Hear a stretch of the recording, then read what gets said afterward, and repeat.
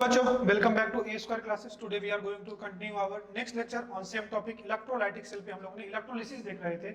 Electrolysis कई type का हम लोग ने देखा था, जिसमें से कुछ टाइप हम लोग पढ़ चुके थे। जैसे आप लास्ट लेक्चर में देखोगे हमने आपको मोल्टेन NaCl का करा दिया था। मैंने कहा था electrolyte having only one type of cation और only one type of anion.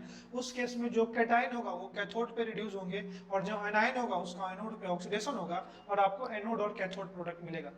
लेकिन अगर एक से ज्यादा कैटायन एनायन है, लाइक अगर मैं इसी पे अगर फर्स्ट केस हम लोगों ने मोल्टेन NaCl पढ़ा था और सेकंड केस हम लोगों ने पिछले लेक्चर में जो पढ़ा था वो एक्वस NaCl कहते। फिर एक्वस NaCl में हमने कहा था दो केस होगा। अगर कुछ नहीं गिवन है तो हम लोग उसको कॉन्सेंट्रेटेड NaCl लेंगे और अगर लिखा है डाइल्यूट NaCl तो डाइल्यूट NaCl लेना पड़ेगा। अगर एक्वस Na ले, केस 2 हम लोग पढ़ रहे थे, मैं वापस हेडिंग डालता हूँ इलेक्ट्रोलिसिस ऑफ NaCl। अगर मैंने कहा था कुछ भी नहीं दिया हुआ है तो इसका टाइप 1 हम लोग पढ़ चुके थे। टाइप 1 में हम लोगों ने देखा था कॉन्सेंट्रेटेड NaCl। इस केस में कॉन्सेंट्रेटेड NaCl ये क्या था, एक्वस। तो NaCl जब ब्रेक करेगा तो इससे मिलेगा Na प्लस Cl माइनस, और एक्वस है तो H2O जब ब्रेक करेगा तो इससे मिलेगा H प्लस NOH माइनस। तो जब इस केस में आप बात करोगे तो इस केस में अगर एनोड पे मैं बात करूं तो एनोड पे आपको एनायन जाते हैं, तो एनायन यहाँ पे Cl माइनस है, OH माइनस, और मैंने कहा था बेसिकली H2O का ही ऑक्सीडेशन रिडक्शन होता है, लेकिन पढ़ने के लिए हम लोग OH माइनस और H प्लस लिख लेते हैं, लेकिन होता वाटर का ही इलेक्ट्रोलिसिस है। और अगर कैथोड की बात करूं, देखना आप लास्ट लेक्चर में आपकी कॉपी में लिखा हुआ होगा, तो यहाँ पे होगा Na प्लस H प्लस या रूल फॉर इलेक्ट्रोलिसिस में हम लोग ऑलरेडी पढ़ चुके हैं। एक बार मैं फिर से रिकॉल कराता हूँ। पहले हम लोग एनोड रिएक्शन को एनालाइज करेंगे, फिर कैथोड रिएक्शन पे, और हम लोगों ने कहा था at anode preferential oxidation take place. मैंने कहा था किसी भी अगर कुछ भी नहीं दिया हुआ है तो जो इलेक्ट्रोड होगा उसको इनर्ट इलेक्ट्रोड, प्लेटिनम इलेक्ट्रोड लेते हैं जो इनर्ट इलेक्ट्रोड होता है। और अगर आपको गिवन है अगर एनोड कैथोड किसी मेटल का बना है तो आयन कुछ भी प्रेजेंट हो उसी मेटल का क्या होता है, इलेक्ट्रोलिसिस होता है। ये सब बात हम लोग पढ़ चुके थे।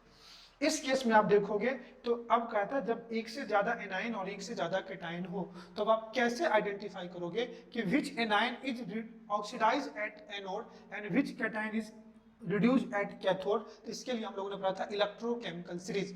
इलेक्ट्रोकेमिकल सीरीज हम लोग इलेक्ट्रोकेमिकल सेल में पढ़ चुके थे, उसी को शॉर्ट में देखा था जो ऑलरेडी यहाँ पे लिखा हुआ है। इसमें से देखो सारे एनायन है ना हाइड्रोजन के नीचे प्रेजेंट है, जितने भी एनायन होते हैं they are present below the metal.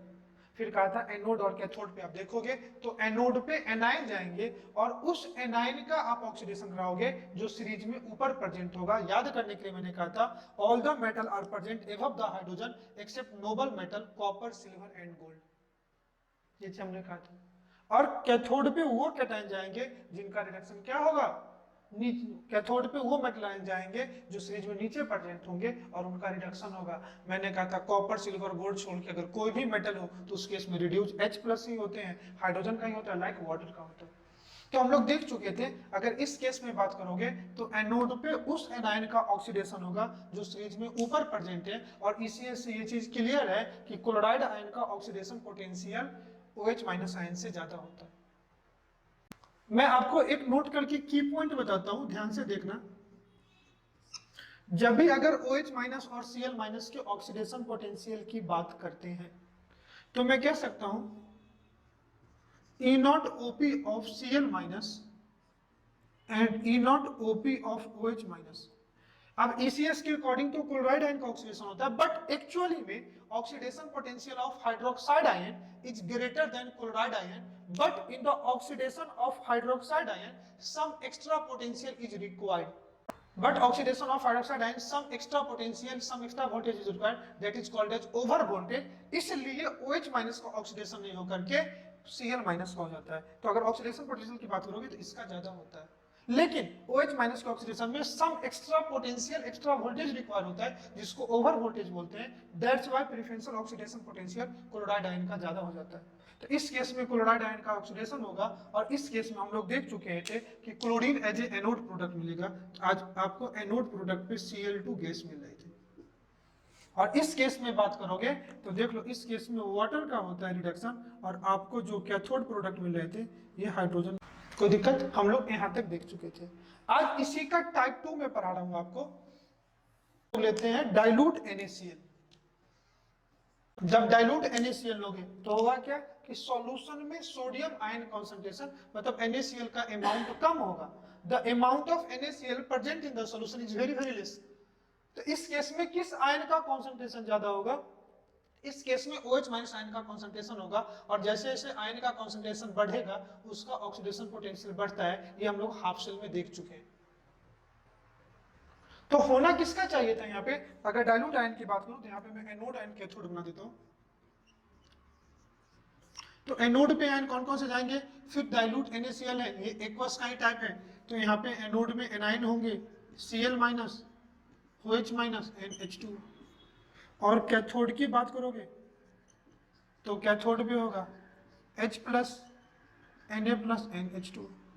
या तो रिडक्शन H प्लस या H2O का कराओ, H2 ही प्रोडक्ट मिलेगा, या OH माइनस और H2O का कराओ, H2O प्रोडक्ट होगा। अब इस केस में होगा क्या?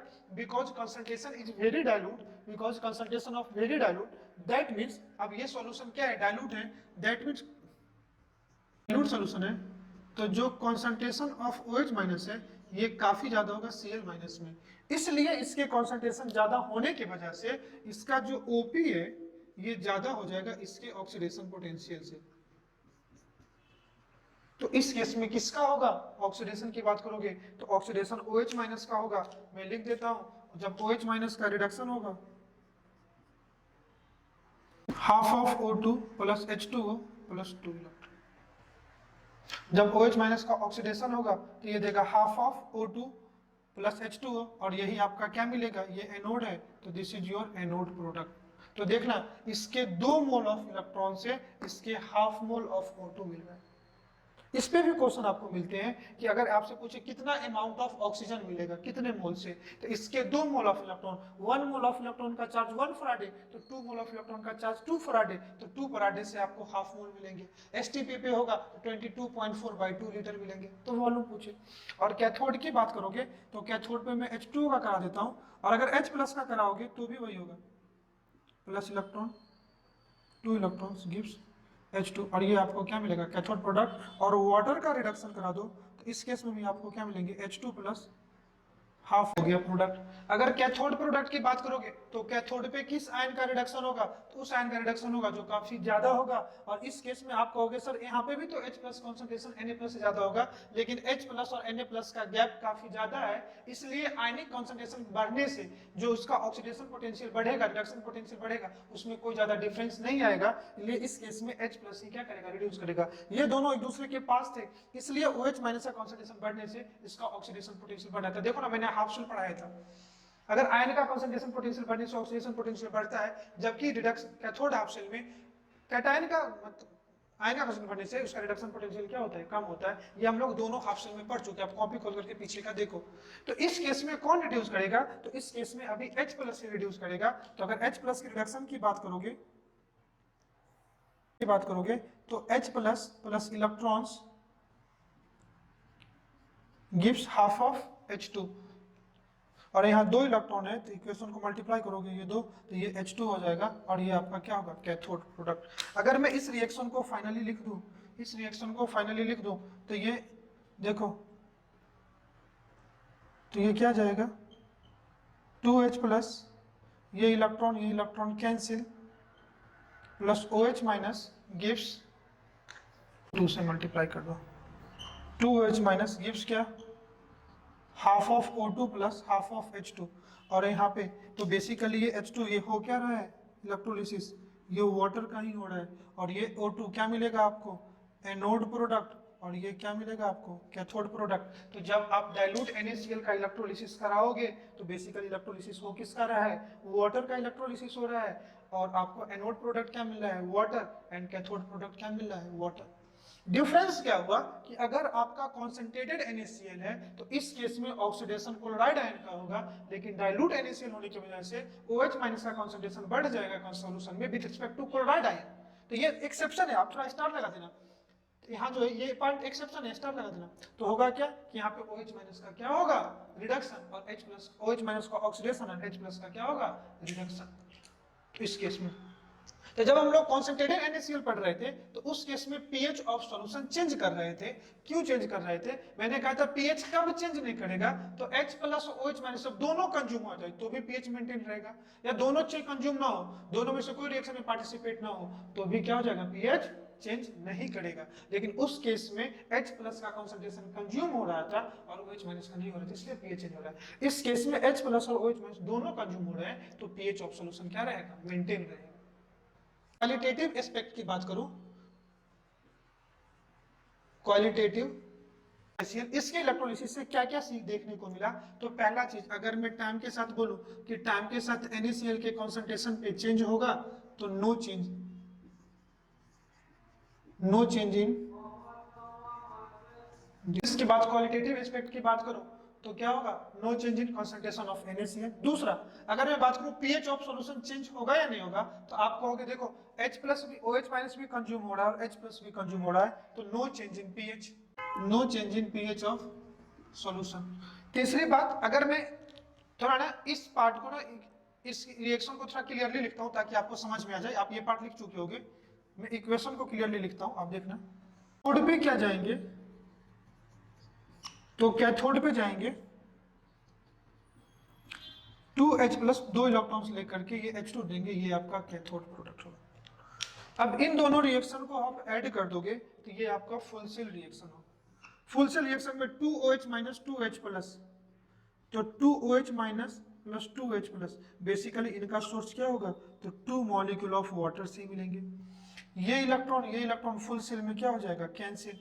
क्या मिलेगा, half of O2 plus H2 plus water.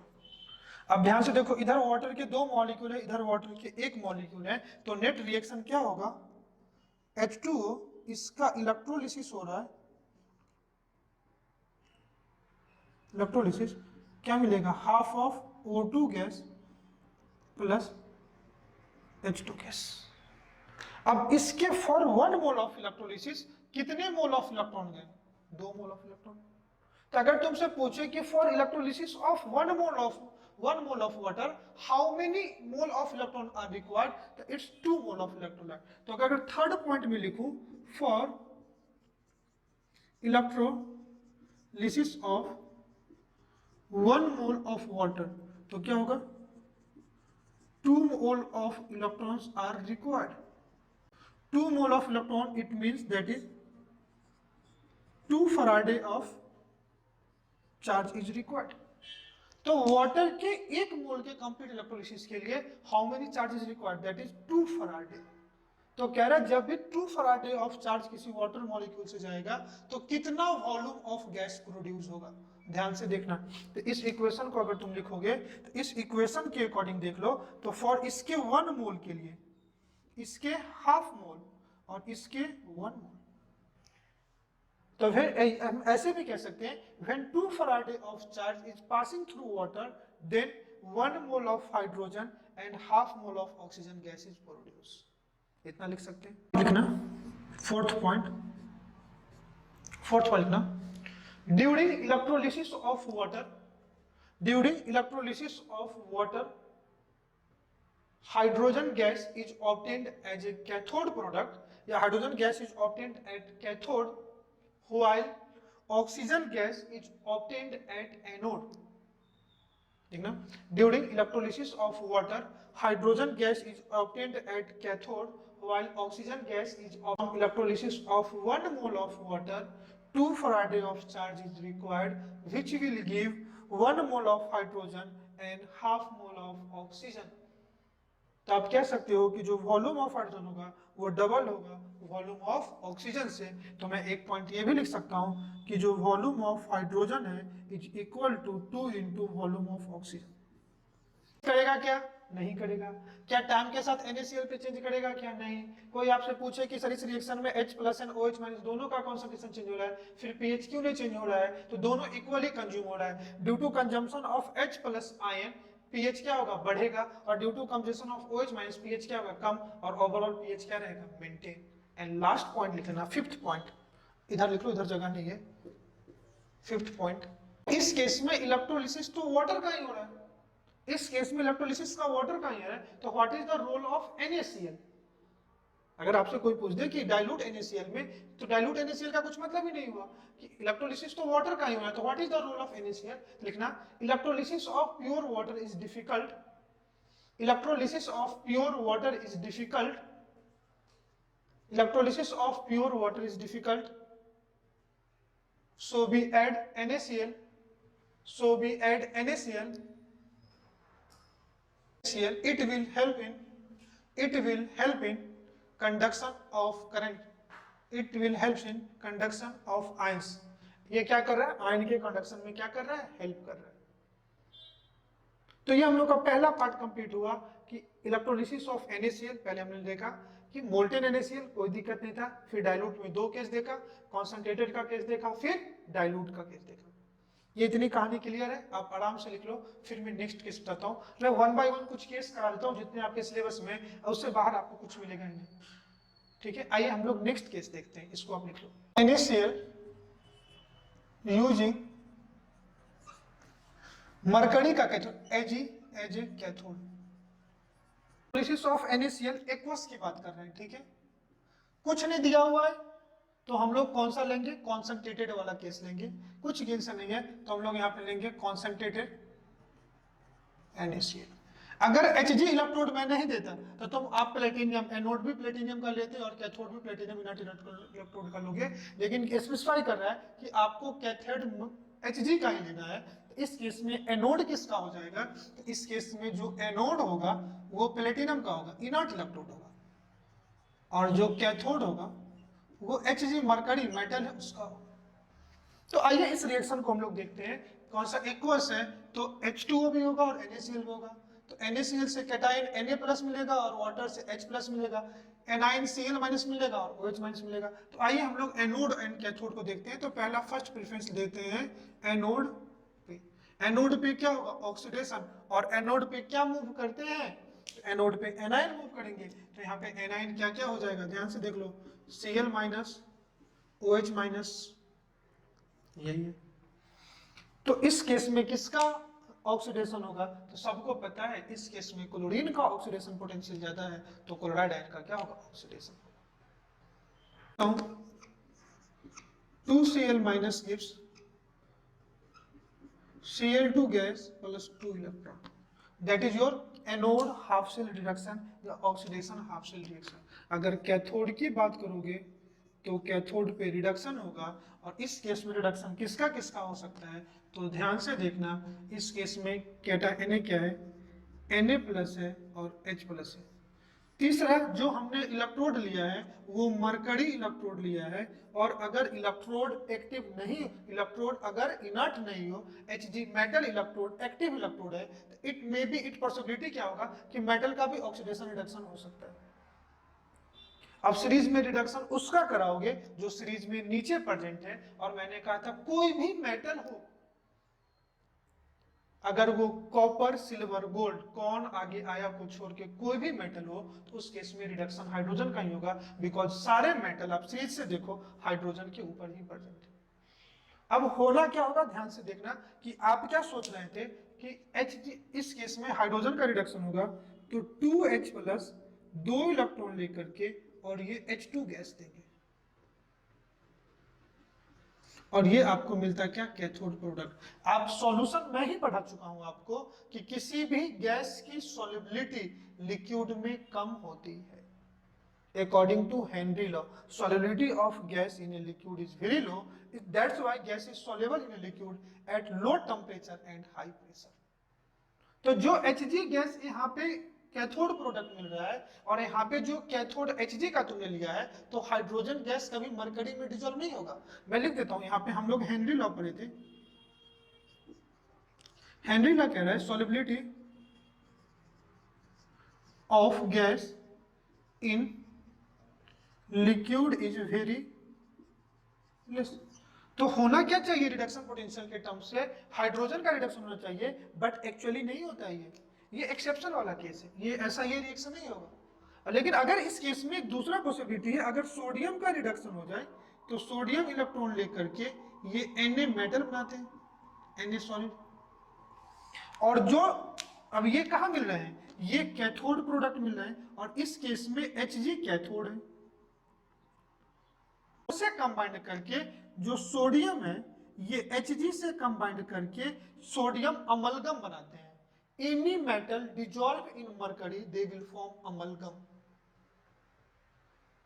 तो ये सोडियम का अमलगम, ये सॉल्युबल होते हैं और ये बनाते हैं अमलगम। अमलगम। और कभी आपसे पूछा, और इसको ऐसे हम लोग लिखते हैं NaZn NaHg, और इससे कभी ऐसे भी क्वेश्चन पूछा हुआ है कि इस सोडियम अमलगम में मेटल का ऑक्सीडेशन स्टेट क्या होते हैं, तो ये कॉम्बिनेशन नहीं है, ये दोनों मेटल आपस में मिक्स कर गए, ऑक्सीडेशन स्टेट दोनों का 0-0 होगा, बट दो मिक्स कर गए। समझ में आया? तो बेसिकली अगर मैं प्रोसेस वाइज देखूं तो यहाँ पे रिडक्शन हाइड्रोजन का होना चाहिए था, लेकिन यहाँ पे सोडियम का हो रहा है। क्यों? नोट करके आप पॉइंट लिख लेना, एक की पॉइंट है, नोट करके आप मेंशन करना कि due to high solubility of sodium in zinc, due to high solubility of sodium, not zinc, mercury, due to high solubility of sodium in mercury, solubility of sodium in mercury, they will form sodium amalgam. That's why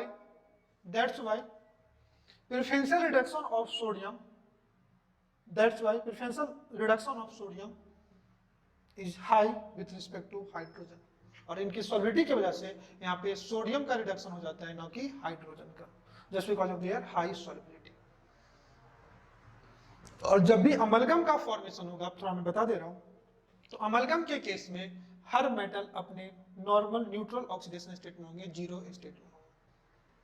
सारे metal mercury से react करके amalgam बनाते हैं। अब कहीं पे लिख लेना स्टार लगा करके, all the metal combined with mercury they will form their amalgam except iron. Iron कभी भी अमलगम अपना नहीं बनाता। तो आई होप ये केस आपको समझ में आ गया होगा, इलेक्ट्रोलिसिस। और ये जी 2008 का पूछा हुआ क्वेश्चन है,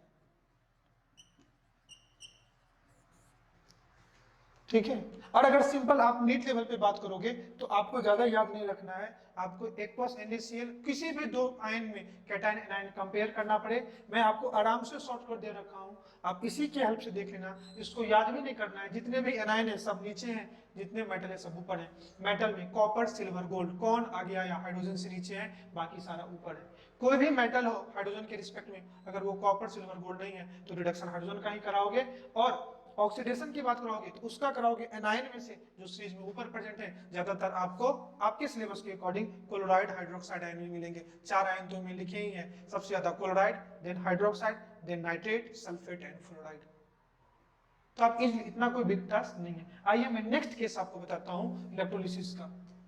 फोर्थ केस हम लोग देखते हैं, इससे पहले तो आपको समझ में आ गया होगा। फोर्थ केस है electrolysis of aqueous NaCl with silver. Aqueous NaCl का देख रहे हैं और इलेक्ट्रोड में किसका ले रहा हूं, सिल्वर का इलेक्ट्रोड ले रहा हूं। ध्यान से देखना, काफी अच्छे से आपको समझ में आएगा। एक्वस NaCl है तो ऑब्वियसली कौन सा केस लोगे, कौन सा केस लोगे, कॉन्सेंट्रेटेड। सिल्वर एक्टिव इलेक्ट्रोड है या न्यूट्रल है, इनर्ट है, तो आप कहोगे एक्टिव इलेक्ट्रोड है। और जब भी एक्टिव इलेक्ट्रोड है तो इट्स पॉसिबिलिटी की ऑक्सीडेशन रिडक्शन उसका हो सकता है। अब ध्यान से देखना इस केस में, चलो एक थोड़ा मैं डायग्राम बना लेता हूँ। काफी इलेक्ट्रोलाइटिक सेल का डायग्राम आज एक बार भी हम लोगों ने ड्रॉ नहीं किया है। आपको सिल्वर का इलेक्ट्रोड लेना है, तो देखो इस केस में अब जो सिल्वर इलेक्ट्रोड ले लो, एक को एनोड बना लेंगे, दूसरे को एक्सटर्नल पोटेंशियल से ऐड कर देता हूँ। ये पॉजिटिव है, ये नेगेटिव है, कॉन्सेंट्रेटेड है, तो होगा क्या, ion Na plus H plus Cl minus OH minus. ये जो इलेक्ट्रोड है ये सिल्वर का है, ये जो इलेक्ट्रोड है ये सिल्वर का है। ये दोनों आयन इधर जाने की टेंडेंसी होगी और ये दोनों आयन की इधर जाने की टेंडेंसी होगी। यही अपना नॉर्मल टेंडेंसी होगा। हम लोग एनोड रिएक्शन को पहले लिखते हैं, फिर कैथोड रिएक्शन को लिखेंगे। अब मैं बनाता हूं एट एनोड की बात करूंगा तो एनोड पे क्या होगा, ऑक्सीडेशन, और कौन कौन आयन जा सकता है, तो यहाँ पे Cl minus, OH minus and Ag minus. याद करो, कंपेयर ही नहीं है, मैंने कई चीज तो आपको ऐसे ही लिखा दिया और डायरेक्टली वही पूछे जाते हैं। मैंने कहा था एनोड अगर किसी मेटल का बना हुआ है तो हमेशा ऑक्सीडेशन इलेक्ट्रोड का ही होगा। If electrode is made up of metal, और आयन कुछ भी ले लो दुनिया का XYZ, हमेशा ऑक्सीडेशन जिस मेटल का आप इलेक्ट्रोड एनोड लिए हो उसी का होगा, बिना कंपेयर देख लो, इस केस में ऑक्सीडेशन सिल्वर का ही होगा, आप देख लो, क्योंकि सारे मेटल एनाइन से ऊपर है और ऑक्सीडेशन उसका होगा जो सीरीज में ऊपर प्रेजेंट होगा, तो सोचना ही है इजी का होगा। तो होगा क्या, इस केस में ऑक्सीडेशन अब किसका होने जा रहा है, तो इलेक्ट्रोड का होने जा रहा है। इस केस में ऑक्सीडेशन किसका होगा, इलेक्ट्रोड का होगा। कोई दिक्कत ही नहीं, आपको 1 बाय 1 समझ में आएगा, ज्यादा कुछ है नहीं। और 1 बाय 1 अगर आप समझोगे तो देखो मैं करा देता हूं। इस केस में Ag ये एनोड है, मैं लिखता हूं कौन सा आयन कहां जा रहा है, किस में जाएगा, Ag प्लस, ये इलेक्ट्रोलाइट सॉल्यूशन में आएगा, एक्वस में आएगा, N प्लस, मतलब ना OH माइनस का होगा ना Cl माइनस का, Ag का होगा। और सेकेंड लिखता हूं एट कैथोड, तो कैथोड पे किसका रिडक्शन होगा, तो अब सॉल्यूशन में देखो क्या क्या कैटायन आ गए, तो H प्लस पहले से थे, Na प्लस पहले में थे। अब सिल्वर का ऑक्सीडेशन होने की वजह से, मतलब मैं यहां लिखता हूं ये जो सिल्वर है ये अब Ag प्लस में आ गए, तो एक और कैटायन आ गया Ag प्लस। और देखो ध्यान से, मैं बार बार तुमको बोलता हूं, बार बार आपसे बोला हूं कि ध्यान से देखना इस केस में, कि कभी भी हमने पढ़ा था कि एनोड रिएक्शन को पहले लिखते हैं, अगर यहाँ पे एनोड रिएक्शन को पहले नहीं लिखते तो ये Ag आयन वो आता ही नहीं। और कहा था कि कोई भी मेटल आयन जिसमें कॉपर सिल्वर गोल्ड अगर आ जाए तो हमेशा रिडक्शन उसका होता है, क्योंकि ये तीनों हाइड्रोजन से भी नीचे है, तो इस केस में रिडक्शन भी किसका होगा, इस Ag आयन का। तो ये जो Ag आयन जो एनोड के ऑक्सीडेशन से आया था, Ag प्लस एक्वस में ये इलेक्ट्रॉन ले लेकर के क्या देगा Ag, और ये कहां जाएगा अब कैथोड पे।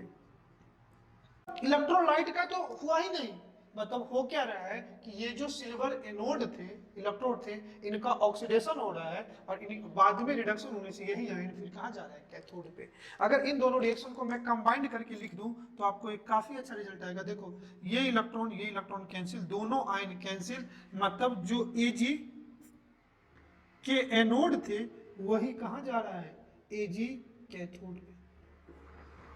मतलब इस सेल को मैं दोबारा से बना के दूं, अगर आफ्टर इलेक्ट्रोलिसिस, अगर थोड़े टाइम तक इस इलेक्ट्रोलिसिस को आप करा दो और इस सेल को आप ऑब्जर्व करोगे, this cell looks like this.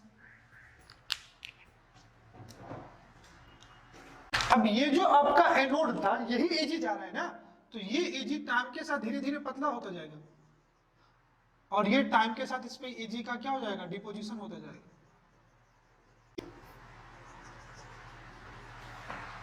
मतलब ये जो इलेक्ट्रोड Ag के थे और ये जो इलेक्ट्रॉन, तो ये Ag आयन में आएगा और बाद में ये आयन इस पे जमा होता जाएगा।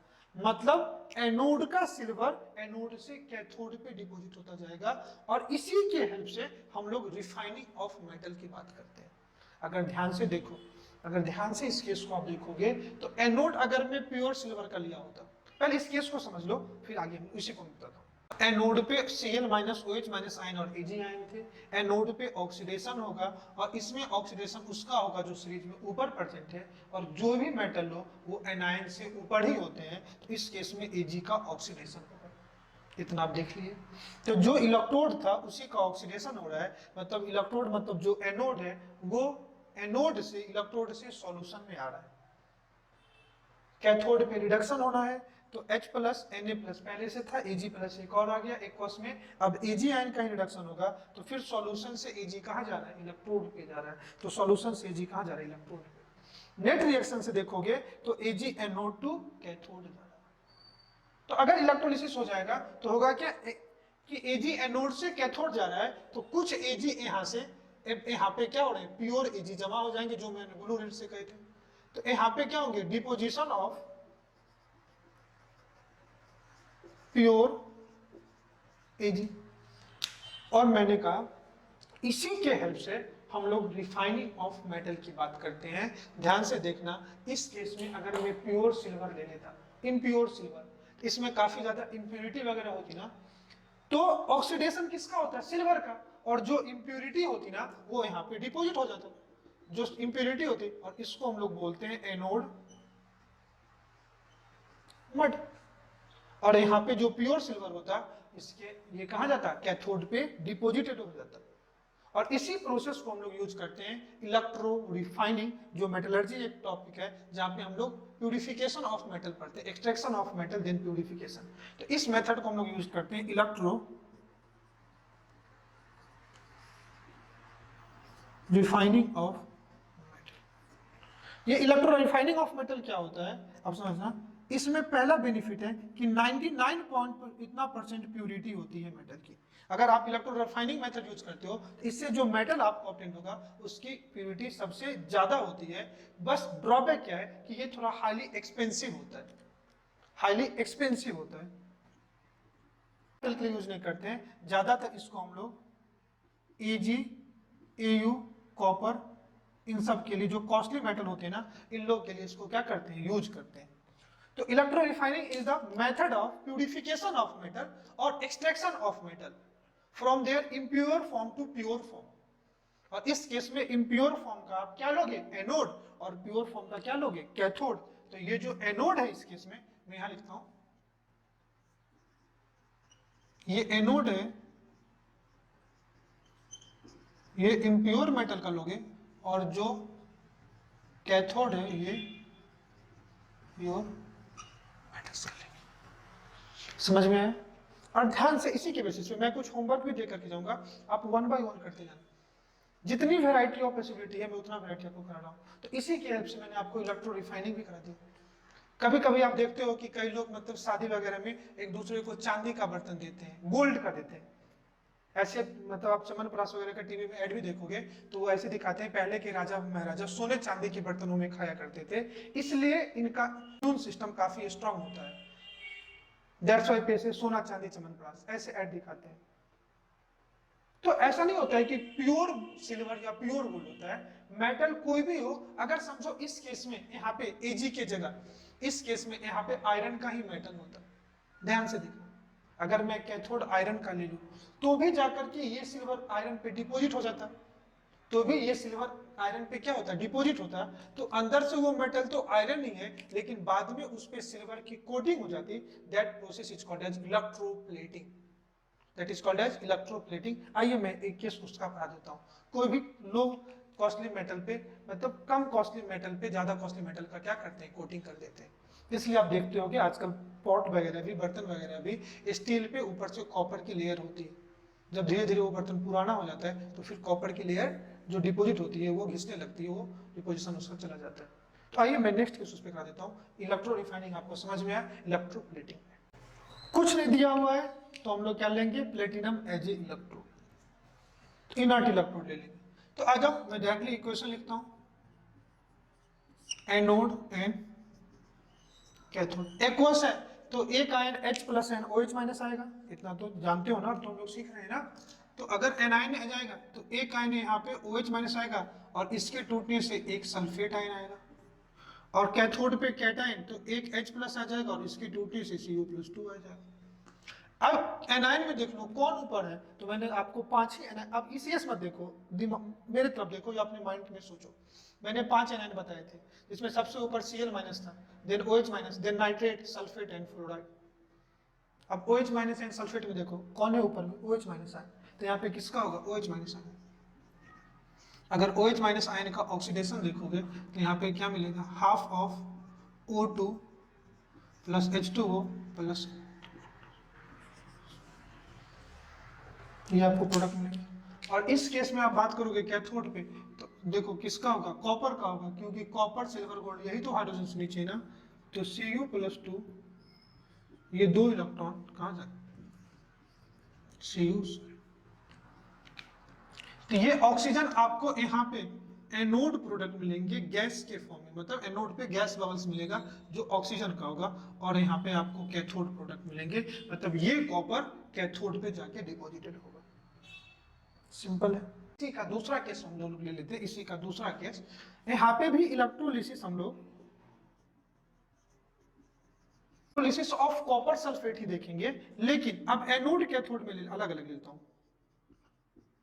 एनोड में सिल्वर का ले लेता हूं और कैथोड कॉपर का ले लेता हूं। थोड़ा इस चीज को बेटर में मेरी प्रेजेंटेशन करने के लिए मैं क्या करता हूं, एक डायग्राम छोटा सा बना लेता हूं।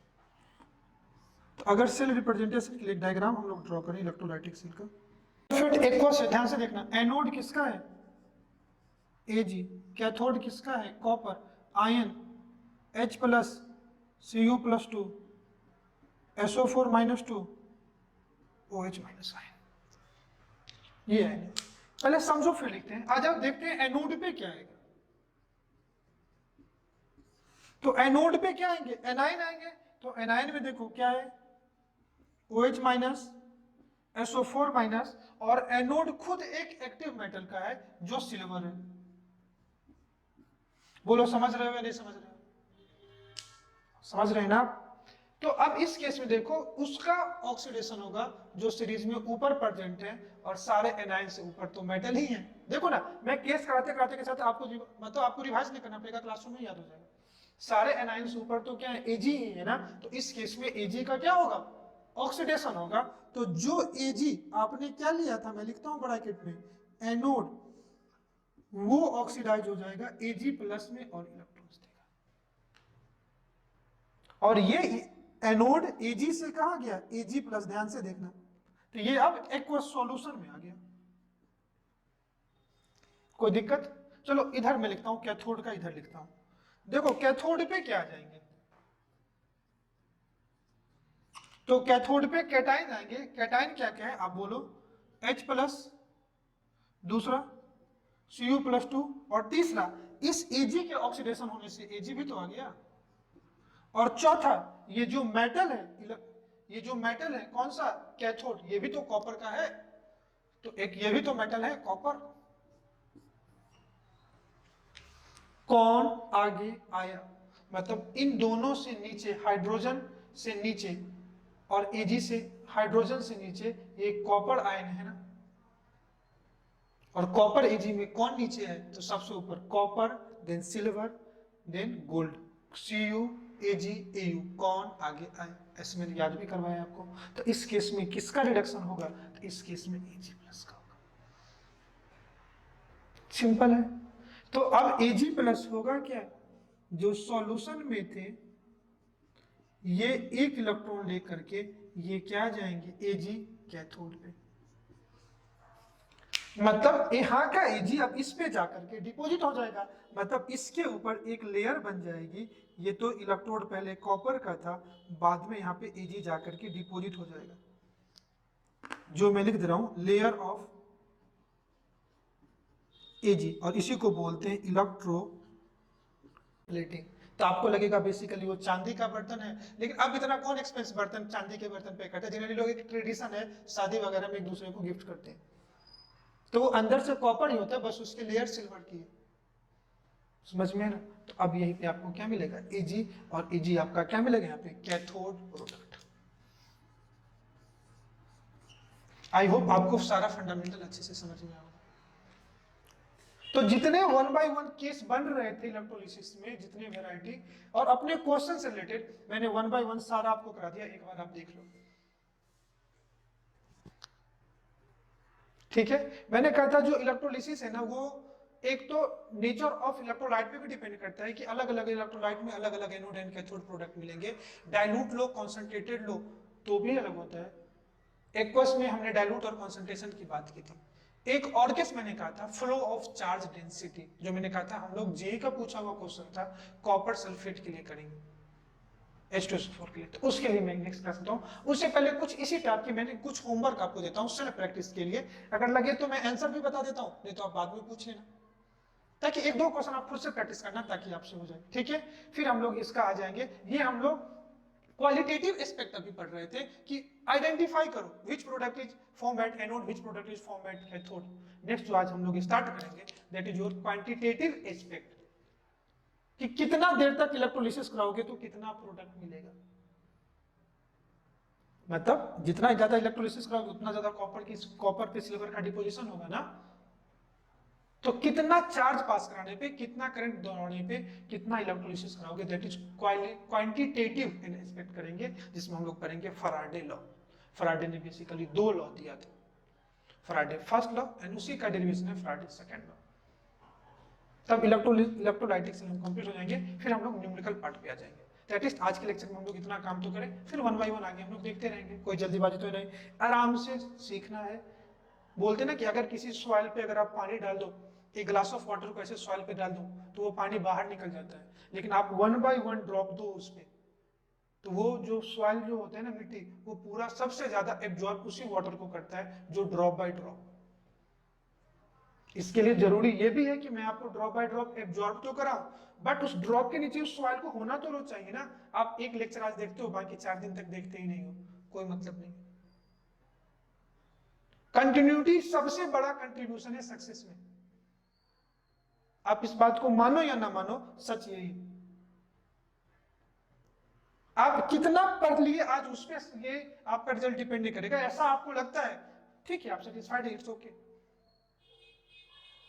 बट आप कितना मैनर में, कितना कंटिन्यूटी में पढ़ते हैं ना, मैं आपको सजेस्ट करूंगा, आपका रिजल्ट उसी चीज पे डिपेंड करता है। समझो, अगर मतलब मैं अपना किसी डाइटिशियन से मिलकर के मैं अपना डाइट चार्ट ले लूं, एक दिन मुझे ज्यादा खाने से मेरा वेट पुट ऑन नहीं होगा, और एक दिन नहीं खाने से मेरा वेट लॉस भी नहीं होगा। ऐसा नहीं है कि एक दिन में किसी को 10 लीटर दूध पिला दूं और उसका वेट अचानक से बढ़ जाएगा, लेकिन वो 1 कप दूध अगर रोज पिए तो जरूरी है कि उसका हेल्थ इंप्रूव होगा, उसका इम्यून सिस्टम इंप्रूव होगा। और वैसे भी आपने एक स्टोरी सुनी होगी बचपन में, एक कछुए और खरगोश की रेस हुई थी, जिसमें हम लोगों को मोरल ऑफ द स्टोरी यही मिला था, slow and continuity won the race. आप रोज पढ़ो, आपका एक रूटीन होना चाहिए, जैसे आपका खाने का रूटीन होता है, टाइम पास करने का रूटीन होता है, वैसे पढ़ाई का भी एक सिस्टमेटिक होना चाहिए। तो मैं 1 बाय 1 ड्रॉप आपको एब्जॉर्ब तो करा रहा हूं, बट आप सोचना कि उस ड्रॉप नीचे आप रोज रहो। ऐसा नहीं है कि ज्यादा लेट हो गया है, आप अभी से करो, आप अभी से अपना रैंक इंप्रूव करोगे। मैं चाहता हूं आप क्वालिफायर ना बनो, आप रैंकर बनो। उसकी एक अलग ही कॉन्फिडेंस लेवल होता है, एक अलग ही सेटिस्फेक्शन होता है। तुम पढ़ के देखो ना, जब तुम्हें चीजें समझ में आती है और तुम वीक में 2 दिन अपना रूटीन, 3 दिन रूटीन करो, खुद एक सेटिस्फेक्शन हो। पढ़ाई वो चीज है जो पढ़ के ही होगा। ये चीज आपको, मेरी बात तभी अच्छा लगेगी जब आप करोगे, ऐसे सुन के अच्छा लगना मतलब कुछ बराबर ही नहीं। फिर वही हुआ कि किसी पत्थर पे मैं पानी डाल रहा हूं या पत्थर को पानी में डुबो दे रहा हूं, तो मुझे पता है ना आप पत्थर हो और ना वो ग्लास का मैं पानी हूं। आप वो सॉइल हो जिसमें एब्जॉर्ब करने की कैपेसिटी है, और मैं वो ड्रॉप हूं जो आप पे हर दिन बूंद बाय बूंद, ड्रॉप बाय ड्रॉप आप पे गिरूंगा। ये होना चाहिए मैंने। आइए मैं अपने होमवर्क देता हूँ, ठीक है, आप जरूर करना, सिस्टमेटिक रहना। मैं कुछ आपको होम मतलब सेल्फ प्रैक्टिस के लिए दे रहा हूँ। इलेक्ट्रोलिसिस ऑफ, आप एक्वस सिल्वर नाइट्रेट क्वेश्चन खुद से करना। Aqueous silver nitrate, aqueous zinc sulphate and aqueous CH3COONA, इसको बोलते हैं सोडियम एसीटेट। क्या बोलते हैं? Sodium acetate. ये इसलिए मैंने दिया है, जब आप 12th में, ये भी हम लोग 12th स्टैंडर्ड जब ऑर्गेनिक पढ़ोगे तो यहाँ पे एक रिएक्शन आएगा, कोल्बे इलेक्ट्रोलिसिस। कोल्बे इलेक्ट्रोलिसिस, तब इस चीज का फिर से आपको इलेक्ट्रोलिसिस वहां पे बताएंगे। फ्री रेडिकल फॉर्मेशन होता है, अल्काइल फ्री रेडिकल। पहले होगा क्या, मैं थोड़ा शॉर्ट में अगर देखना चाहोगे तो ये टूटेगा, CH3 C double bond O minus और Na+। ये कैटाइन क्या जाएगा कैथोड पे, ये एनायन क्या जाएगा एनोड पे। ध्यान से देखना, एक्वस है तो Na+ के साथ यहाँ पे H+ भी होगा, तो रिडक्शन कैथोड प्रोडक्ट H2 होता है हाइड्रोजन। और इसका इलेक्ट्रोलिसिस कराओगे, ये जाएगा एनोड पे, और ये कैथोड एनोड पे जाएगा, तो ये मिलेगा CH3 C double bond O and electron. इसको बोलते हैं फ्री रेडिकल। बाद में ये टूट जाएगा CH3 एंड CO2 गैस में, और इसी को बोलते हैं फ्री रेडिकल। ये आपको वहां पर आ जाएगा, बाकी आप प्रैक्टिस करना। अभी तो आपको सिर्फ क्या देखना है कि एनोड प्रोडक्ट कौन सा होगा, कैथोड प्रोडक्ट कौन सा होगा। आइए इसी में मैं लास्ट केस आपको कराता हूं, electrolysis of dilute H2SO4 platinum electrode. अगर इस केस में देखो डाइल्यूट H2SO4 किस में टूटेगा, H2SO4 टूटेगा H+ and SO4 minus, HSO4 minus में, और H2O किस में टूटेगा, H+ and OH minus. Cation में कोई दिक्कत है नहीं, दोनों केस में जो कैटायन है तो यही जाएंगे क्या होंगे कैथोड पे। अब एनायन डिफरेंट है, एनायन डिफरेंट है, तो इसको आपको देखना पड़ेगा। तो इस केस में मैंने कहा था जब H2SO4 का इलेक्ट्रोलिसिस कराएंगे तो कितना चार्ज डेंसिटी फ्लो कर जाते हो ना, उस पर डिपेंड करता है। तो पहला केस में इसमें पढ़ाता हूं, केस में पढ़ाता हूं लो चार्ज डेंसिटी। लो चार्ज डेंसिटी की अगर मैं बात करूं तो इस केस में देखना एनोड पे क्या जाएंगे। तो इस केस में जो एनोड पे जाएंगे तो एनोड पे जाएंगे OH minus and HSO4 minus. और किसका ऑक्सीडेशन होगा, तो लो चार्ज डेंसिटी में आपको पता है एनायन में क्लोराइड के बाद OH माइनस आयन होता है। तो इस केस में ऑक्सीडेशन OH माइनस का होगा, तो OH माइनस देंगे half of O2 plus H2O plus electrons. और कैथोड पे अभी वही प्रोडक्ट मिलेगा, कैथोड में तो कोई आपको प्रॉब्लम ही नहीं है, कैथोड में H प्लस इलेक्ट्रॉन्स लेकर के क्या देगा H2। अगर हाई चार्ज डेंसिटी की बात करोगे, केस इसका सेकंड, तो हाई चार्ज डेंसिटी में OH माइनस का ऑक्सीडेशन नहीं होगा। हाई, अगर हाई चार्ज डेंसिटी की बात करोगे तो यहाँ पे एनोड पे कौन से आयन आएंगे, तो एनोड पे वापस से आयन तो वही है। अब इस केस में आप याद रखना, पूछा हुआ क्वेश्चन है, इस केस में इस आयन का सल्फेट आयन का क्या होगा, ऑक्सीडेशन होगा in spite of hydroxide ion concentration. Sulphate ion का क्या होगा, ऑक्सीडेशन। और जब इस आयन का ऑक्सीडेशन होगा तो ये जाएगा H2S2O8। इस केस में ना तो सल्फर का ऑक्सीडेशन होता है ना हाइड्रोजन का, ओनली किसका होता है, किसका होता है, ऑक्सीजन का। इसको हम लोग बोलते हैं पर ऑक्सी सल्फ्यूरिक ऑक्सीड, तो बोलते हैं पर ऑक्सी सल्फ्यूरिक एसिड। अगर इस हाई चार्ज डेंसिटी जब पास कराओगे तो OH minus and sulphate ion concentration में से सल्फेट आयन का क्या होगा, ऑक्सीडेशन होता है, सल्फेट आयन का ऑक्सीडेशन होगा। और इसके दो मॉलिक्यूल, दो इलेक्ट्रॉन होकर के इसका स्ट्रक्चर की बात करोगे तो इसका स्ट्रक्चर कुछ इस टाइप से होता है। इसमें ऑक्सीजन पर ऑक्साइड लिंकेज में होते हैं, इसलिए इसका नाम है परऑक्सी सल्फ्यूरिक एसिड। सल्फर यहाँ भी +6 में है, सल्फर यहाँ भी +6 में है, सल्फर का ऑक्सीडेशन नहीं होता है। ऑक्सीजन यहाँ पे इस केस में ऑक्सीजन, ये ऑक्सीजन -2 में है, ये -2 में, ये ये दोनों -1 में है। तो out of this 8 oxygen 6 oxygen -2 में है और 2 ऑक्सीजन -1 में है, परऑक्साइड लिंकेज होता है। अगर ये आयन कंज्यूम हो जाएंगे देन OH माइनस का ऑक्सीडेशन होगा, अगर दोनों प्रेजेंट है तो OH माइनस का होगा। और कैथोड पे रिडक्शन हमेशा उसी का होगा। बस यही डिफरेंस मुझे बताना था कि अगर लो चार्ज डेंसिटी कराओगे तो एज यूजुअल जो हम लोग रूल पढ़े हैं उसी का होगा, OH माइनस का ऑक्सीडेशन और H प्लस का रिडक्शन होगा। But in case of high charge density sulphate ion का क्या हो जाएगा, आपको ऑक्सीडेशन, ये बनेगा पर ऑक्सी डाइसल्फ्यूरिक एसिड, जिसको मार्शल एसिड भी बोलते हैं। अगर आप इसका हाइड्रोलिसिस कराओगे, देखो मैं आपको रिकॉल करा देता हूँ, अगर आप इसका हाइड्रोलिसिस करा दो H2S2O8, इसमें आप वाटर डाल दो तो ये मिलता है H2SO4 plus H2SO5 sulphuric acid and पर ऑक्सी सल्फ्यूरिक एसिड। फिर H2SO5 में आप वाटर डालोगे तो आपको मिलता है H2SO4 प्लस H2O2।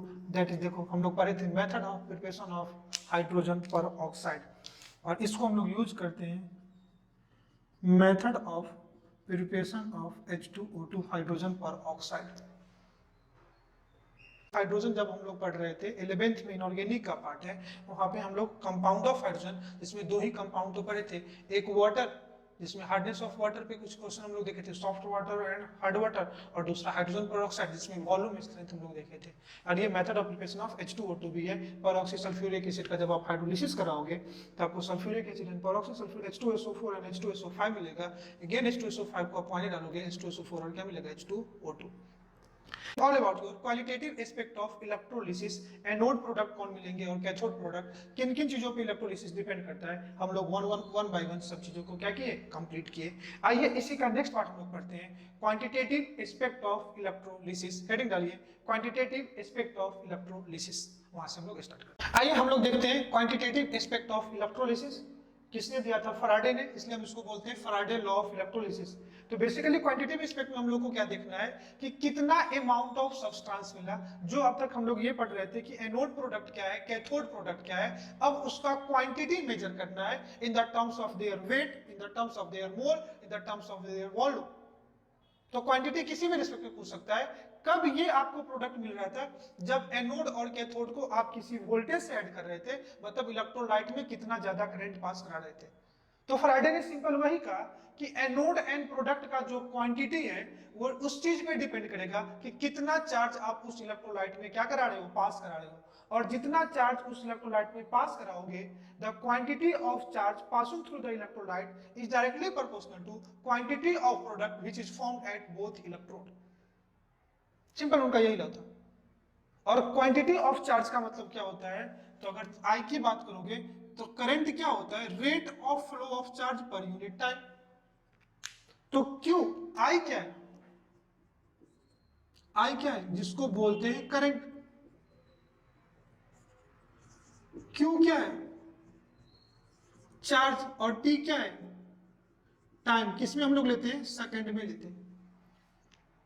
तो rate of flow of charge per unit time, that is called current. तो Q बाई टू को हम लोग बोलते हैं rate of flow of charge time, that is called current. तो Q इज इक्वल टू क्या होगा? IT। मतलब किसी भी इलेक्ट्रोलाइटिक सेल से आप कितना करंट पास कराओगे तो भी Q बढ़ेगा, जितना देर तक करंट पास कराओगे मतलब T ज्यादा होगा तो भी क्या होगा? बढ़ेगा। और जितना ज्यादा क्वांटिटी ऑफ चार्ज Q होगा उतना ज्यादा सब्सटेंस का क्या होगा? इलेक्ट्रोलिसिस होगा।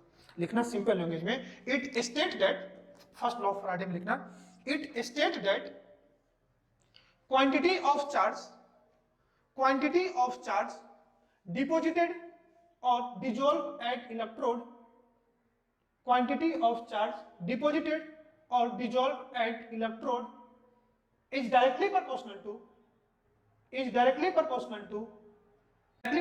to charge passing through the electrolyte, charge passing through the electrolyte, charge passing through the electrolyte। देखिए स्टेटमेंट लिखना, हम लोग इसको इस फॉर्मेट में लाना है।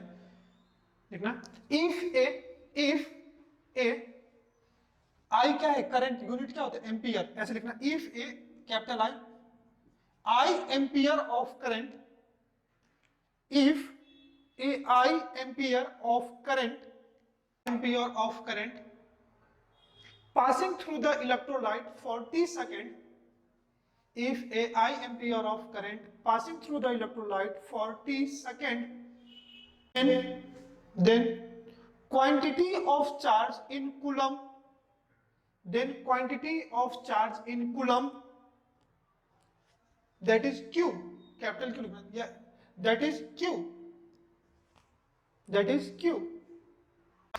ठीक है, तो I एम्पियर करंट को t सेकंड तक आपने पास कराया था, जिससे कितना क्वांटिटी ऑफ चार्ज कूलम में गया? Q coulomb. अब इससे कुछ वेट ऑफ सब्सटेंस तो डिपॉजिटेड हुआ होगा ना एनोड एंड कैथोड पे। लिखना, if W gram of substance deposited at electrode, if W gram of substance deposited at electrode, then हम लोग कह सकते हैं कि जो वेट डिपोजिटेड एट इलेक्ट्रोड होगा, weight of substance deposited at electrode is directly proportional to quantity of charge, is directly proportional to quantity of charge के बराबर होगा। तो ये जो वेट है ये डायरेक्टली प्रोपोर्शनल टू Q, और Q के जगह पे आप और भी लिख सकते हो, जो वेट है directly proportional to I into T, ऐसे में लिख देता हूं। और इसी कांस्टेंट को हटाने के लिए हम लोग एक प्रोपोर्शनलिटी कांस्टेंट को हटाने के लिए हम लोग आते हैं W is equal to Z into Q, या इसी को लिख सकते हैं W is equal to ZIT। लिखो where Z is a constant, where Z is a constant known as electrochemical equivalent, electrochemical constant लिख लो, इलेक्ट्रोकेमिकल कांस्टेंट। जेड को जो इलेक्ट्रोकेमिकल कांस्टेंट या इलेक्ट्रोकेमिकल इक्विवेलेंट बोलते हैं, इसको बोलते हैं इलेक्ट्रोकेमिकल।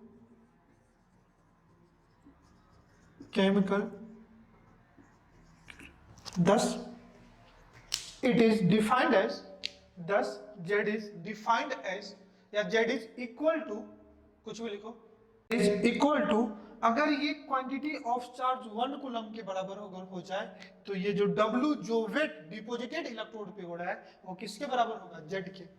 Z is equal, या electrochemical equivalent is defined as when ऐसे लिखना, electrochemical equivalent is defined as the quantity of charge, the quantity of substance deposited equal to quantity of substance in gram, या weight of substance in gram deposited at electrode when 1 coulomb charge is passed, when 1 coulomb charge is passed। तो अब मुझे क्या करना है, इस Z की value को निकालना है। अब मुझे क्या करना है, इस Z की वैल्यू को निकालना है। तो जितना कूलम चार्ज पास कराओगे उतना वेट मिलेगा। यहां पे हम लोग चार्ज का एक न्यू यूनिट पढ़ते हैं, दैट इज कॉल्ड फैराडे। तो अगर ये 1 मोल ऑफ चार्ज है, इसकी वैल्यू होगी 96500 कूलम, जिसको हम लोग क्या बोलते हैं, 1 फैराडे। और अगर 1 फैराडे चार्ज आप पास करा रहे हो तो अगर चार्ज कूलम की जगह फैराडे लोगे तो जो वेट है वो इक्विवेलेंट होगा, इज इक्वल टू, ये बराबर हो जाएगा 1 ग्राम इक्विवेलेंट। तो जो 1 मोल ऑफ इलेक्ट्रॉन है वही क्या हो जाएगा, इक्विवेलेंट। और जैसे मोल मॉलिक्यूलर वेट के बराबर होता है, तो ये जो ग्राम इक्विवेलेंट है, जो ग्राम इक्यू है, तो ये ई वेट के बराबर हो जाएगा। तो अगर चार्ज 1 फैराडे हो जाए तो ये जो वेट है ये 1 ई के बराबर हो जाएगा, होगा ना। ई मतलब W क्या है, वेट ऑफ सब्सटेंस। W क्या है, वेट ऑफ सब्सटेंस, और ई क्या है, इक्विवेलेंट वेट।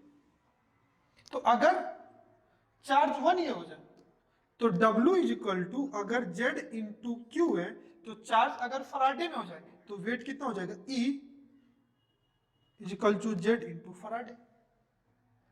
तो यहां से Z की वैल्यू निकालो तो Z इज इक्वल टू कितना हो जाएगा, E बाई F। और जो फैराडे की वैल्यू है वही किसके बराबर होगा, 96500।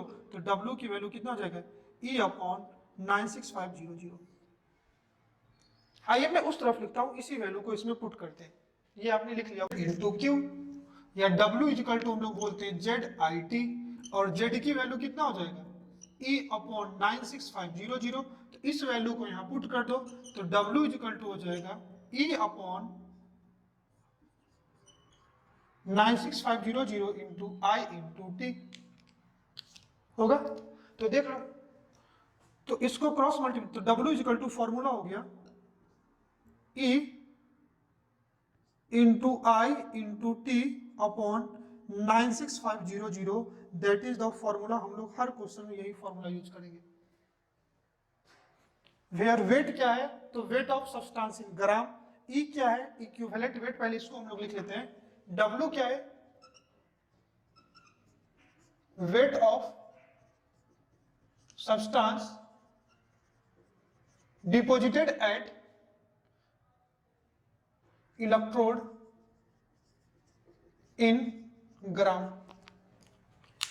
E क्या है, इक्विवेलेंट वेट, क्या होगी, molecular weight by n factor. और यहाँ पे जो n फैक्टर है तो वो जो आयन पे चार्ज होगा ना वही उसका क्या होगा, n फैक्टर। ये हो जाएगा चार्ज ऑन आयन। तो जो भी आयन एनोड कैथोड पे जाएंगे उन पे जो चार्ज होगा वही उसका क्या हो जाएगा बेटा, n फैक्टर हो जाएगा। इतनी कहानी तो आपको समझ में आ रहा होगा। I क्या है, करंट है जिसका यूनिट कितना होगा, एम्पियर। T क्या है, टाइम, जो किस में लेंगे, सेकंड में लेंगे। और नीचे 965 क्या है, 00 कूलम है। तो हम लोग जब भी इलेक्ट्रोलिसिस में कोई अगर क्वेश्चन आएगा तो हम लोग इसी फॉर्मूले को यूज करेंगे।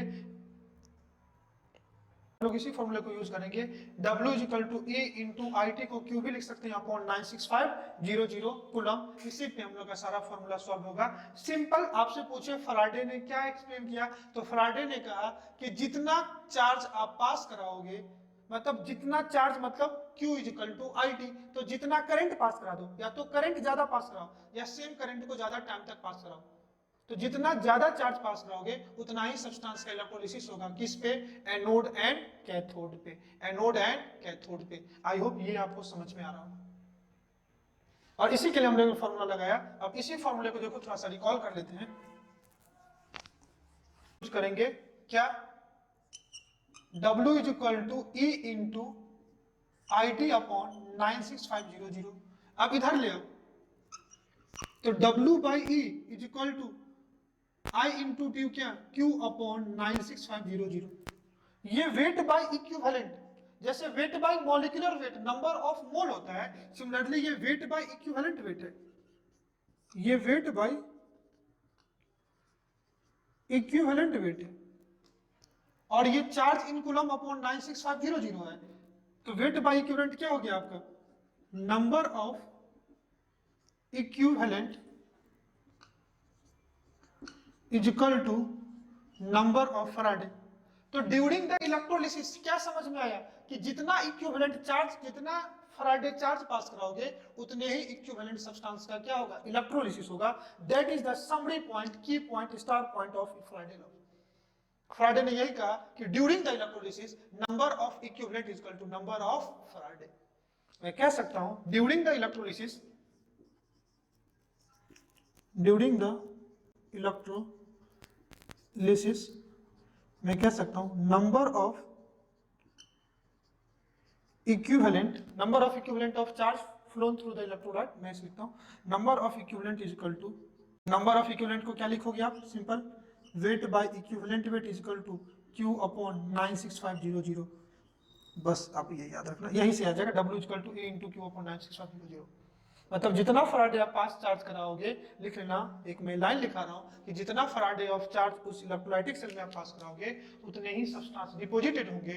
That is number of faraday is equal to number of equivalent of substance electrolysed during the electrolytic cell is equal to number of equivalent of substance which is oxidised at anode and equal to number of equivalent of substance which is reduced at cathode.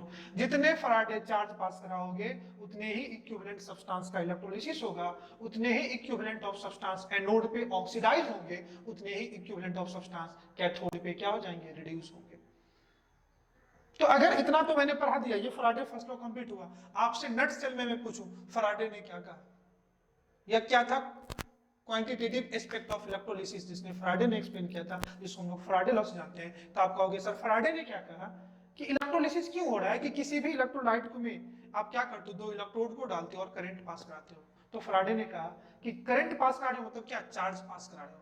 तो जितना ज्यादा charge pass कराओगे, उतना ज्यादा electrolysis होगा। That means जितना ज्यादा charge मतलब ज्यादा करंट पास करा दो।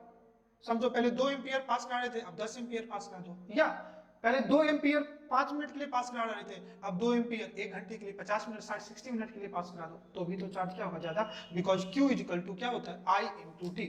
मैं अगर कहीं पे लिखूं Q is equal to I into T, तो Q is directly proportional I और Q is directly proportional to T. जब अगर टाइम सेम है तो करंट के डायरेक्टली प्रोपोर्शनल, और करंट सेम है तो टाइम के डायरेक्टली प्रोपोर्शनल, उतने ही सब्सटेंस का इलेक्ट्रोलिसिस होगा। दैट मींस एनोड पे ऑक्सीडेशन होगा, कैथोड पे रिडक्शन होगा। तो जो सब्सटेंस एनोड पे ऑक्सीडाइज होंगे और जो सब्सटेंस कैथोड पे रिड्यूस होंगे, सबका इक्विवेलेंट सेम होगा, क्योंकि सबका फराडे सेम है। That means during the electrolysis number of Faraday of charge is equal to number of equivalent of substance which is oxidized or which is reduced। और number of equivalent कैसे निकालोगे? तो wait by equivalent wait, और Faraday कैसे निकालोगे? Charge in coulomb upon 96500। Got it? तो इसी पे बेस्ड में पहले मैं क्वेश्चन कराता हूं, फिर हम लोग आगे देखेंगे Faraday second law. Faraday second law बस इसी का एप्लीकेशन है। जब एक से ज्यादा सेल अगर सीरीज में जुड़े हुए हैं, तो अगर सीरीज में क्या होता है? करंट सेम मतलब चार्ज सेम, तो सब में नंबर ऑफ फराडे सेम है, तो नंबर ऑफ इक्विवेलेंट भी क्या होगा? सेम होगा। तो लास्ट में मैंने आपको एक पॉइंट लिखाया था कि जितना फराडे आप चार्ज पास कराओगे, the number of Faraday of charge passing through the electrolyte is equal to number of equivalent of substance which is oxidized at anode and which is also equal to number of equivalent of substance which is reduced at cathode. तो anode पे जिसका oxidation हो, cathode पे जिसका reduction हो, सबका equivalent equal होगा और वो नंबर ऑफ फैराडे के भी इक्वल होगा। एक क्वेश्चन लिखिए आप, how many ml of chlorine, how many ml of chlorine, how many ml of chlorine evolve when 100 ampere of current, 100 ampere of current flowing through the molten NaCl, flowing through the molten NaCl electrolyte for 5 hours, for 5 hours। कह रहा है molten NaCl है, क्या करा रहे हो, electrolysis. आपको याद है कि आप 2 इलेक्ट्रोड डालोगे, इलेक्ट्रोलाइटिक सेल बनाओगे। इसमें जो आप करंट पास करा रहे हो I, वो 100 एम्पियर है और टाइम है 5 आवर्स। मोल्टेन NaCl है तो एक ही टाइप के कैटायन है और एक ही टाइप के एनायन है, तो ये Na प्लस और ये क्या मिलेगा, Cl माइनस। ये आपका एनोड प्रोडक्ट होगा और ये आपका कैथोड प्रोडक्ट होगा। तो क्वेश्चन में क्लोरीन पूछा है, तो कैथोड पे क्या मिल रहे थे, सोडियम मेटल, और एनोड पे क्या मिल रहा था आपको, क्लोरीन गैस मिल रहा था। तो निकाल के देखते हैं कि अगर ये गैस है तो इसके कितने वॉल्यूम मिलेंगे और ये मेटल है तो इसके कितने वेट मिलेंगे। ये तो पूछ सकता है ना, यही पूछ सकता है। यही इस क्वेश्चन में हम लोग दोनों निकालते हैं। तो जब भी क्या है 100 एम्पियर ऑफ करंट 5 आवर के लिए पास करा रहे हो मोल्टेन NaCl सॉल्यूशन में, इलेक्ट्रोलिसिस कर रहा है, तो कह रहा है कि कितने weight of anode and cathode product मिलेंगे या कितने volume of anode and cathode product मिलेंगे। इसी को हम लोगों को सॉल्व करना है। उन्होंने क्या सीखा फैराडे से, तो फैराडे से फर्स्ट लॉ की बात करो तो फैराडे फर्स्ट लॉ कहता है number of equivalent is equal to number of Faraday. बस यही याद रखना है, number of equivalent is equal to number of Faraday. तो number of equivalent weight by equivalent weight is equal to number of Faraday, तो Q upon 96500। बस यही लगाना है, हर जगह यही फॉर्मूला लगाना है, इसके अलावा कोई फॉर्मूला ही नहीं होगा। तो इसको अगर लिखोगे मेरे फॉर्मेट में तो ये W is equal to E into I into T upon 96500। बस यही तो है। अब आ जाइए हम लोग देखते हैं वेट ऑफ सोडियम। अगर सोडियम की वेट की बात करूं तो सोडियम के लिए लगा दे तो यहां पे क्या हो जाएगा, W is equal to equivalent weight of sodium. अब सोडियम का चार्ज देखो कितना 1, तो n फैक्टर कितना हो जाएगा 1। तो सोडियम के लिए कितना हो जाएगा 23 मल्टीप्लाई करंट किस में लेना है, एम्पियर, तो 100 इंटू टाइम किस में, सेकंड में लेना है, टाइम सेकंड में, तो 5 को 60 से मल्टीप्लाई कर दो, मिनट अगेन 60 से मल्टीप्लाई कर दो, तो क्या मिलेगा सेकंड अपॉन 96500। 10 कैंसिल। तो जो भी वेट आएगा वही वेट ऑफ क्या होगा, सोडियम।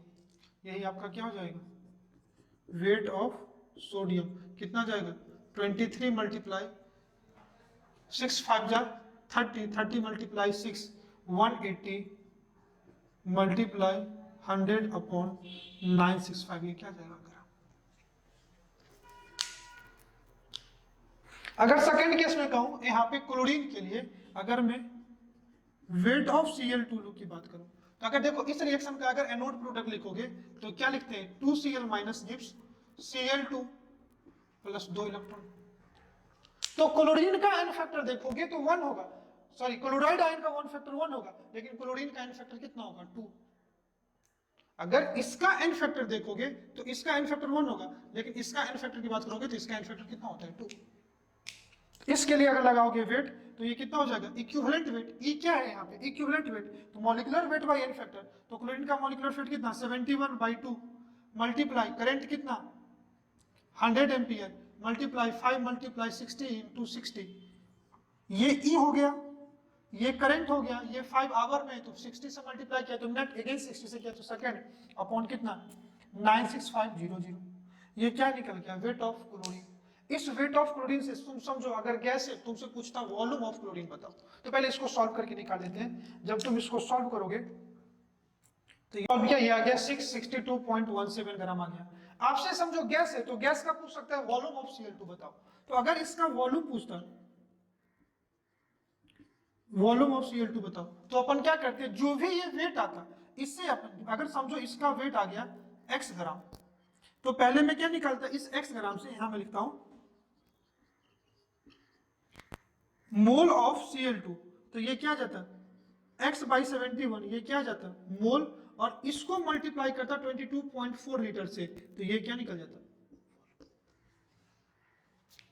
तो during the electrolysis number of faraday is equal to number of equivalent weight by equivalent weight faraday Q upon 96500। तो इससे एनोड एंड कैथोड पे जो भी प्रोडक्ट होगा उसका अपन क्या निकाल सकते हैं, वेट निकाल सकते हैं। आपसे वेट पूछे तो वेट निकाल लो, अगर आपसे वॉल्यूम पूछ दे तो वेट से करस्पॉन्डिंग मोल निकाल लो। कैसे मोल निकालोगे, तो वेट बाय मॉलिक्यूलर वेट। तो समझो इस पूरा को सॉल्व करने से ये 662.17 x आया, तो दिस मल्टीप्लाई 71, ये क्या जाता मोल ऑफ Cl2, और एसटीपी पे वॉल्यूम पूछ दे तो mole multiply 22.4 litre, that is volume of Cl। ये समझ में आया। आइए एक और क्वेश्चन इस पे कराता हूं, फिर हम लोग पढ़ाएंगे फैराडे सेकंड लॉ। क्वेश्चन कह रहा है calculate charge in Faraday required. आप चार्ज फैराडे में बताओ जब 1 mole of MnO4 minus Mn+2 में आ जा रहा है, तो आपको चार्ज फैराडे में बताना है। पहले देखना MnO4 माइनस में यहाँ पे Mn का ऑक्सीडेशन स्टेट कितना है, तो Mn का निकालना है तो इसका x ले लो, प्लस ऑक्सीजन का कितना होता है -2, तो 4 मल्टीप्लाई -2 इज इक्वल टू -1, तो x की वैल्यू कितनी आ गई +7, मतलब यहाँ Mn+7 से +2 में आ रहा है। तो चेंज इन ऑक्सीडेशन स्टेट कितने से हो रहा है 5 से, तो इस केस में इसका n फैक्टर 5 हो जाएगा, क्योंकि ये +7 से +5 में आ रहा है, तो ये 5 इलेक्ट्रॉन का गेन कर रहा है। तो इसके 1 मोल के लिए इसके 5 मोल ऑफ इलेक्ट्रॉन लगेंगे, और जो 5 मोल ऑफ इलेक्ट्रॉन होंगे वही क्या होंगे फैराडे। दैट मींस इस केस में चार्ज जो पूछा है तो ये 5 फैराडे क्या हो जाएंगे। फिर से समझ लो, किसी भी केमिकल इक्वेशन में जो चेंज इन ऑक्सीडेशन स्टेट होता है ना, वही उसका n फैक्टर होता है। For a chemical equation change in oxidation state, यही क्या होता है n फैक्टर। तो ये +7 से +5 में जा रहा है, तो n फैक्टर कितने का है 5, that means number of electron gain loss या transfer, that is equal to n factor. तो इसके 1 मोल के लिए 5, तो डायरेक्टली 5 मोल आ जाएगा, तो 5 फैराडे चार्ज आ जाएगा। सेकंड कह रहा है Cr2O7-2 डाइक्रोमेट आयन से क्रोमियम +3 में जा रहा है, तो इसका n फैक्टर देखो 7 × 2 14 - 2 कितना 12, ये यहाँ पे क्रोमियम +6 में है। कैसे 2x - 14 = -2, x = +6, ये +6 से +3 में जा रहा है, तो कितने का है 2, तो एक एटम के लिए चेंज कितने का है 2, तो इस मॉलिक्यूल में क्रोमियम के कितने एटम है 2, तो n फैक्टर कितना हो जाएगा 3 × 2, ये n फैक्टर 6 हो गया, मतलब इसके 1 मोल के लिए टोटल 6 मोल ऑफ इलेक्ट्रॉन्स लगेंगे। तो कितने मोल के लिए पूछा है 2.5 मोल के लिए, तो चार्ज जो हो जाएगा 6 × 2.5। समझ में आया, तो ये आ जाएगा 15 faraday, this will be your answer.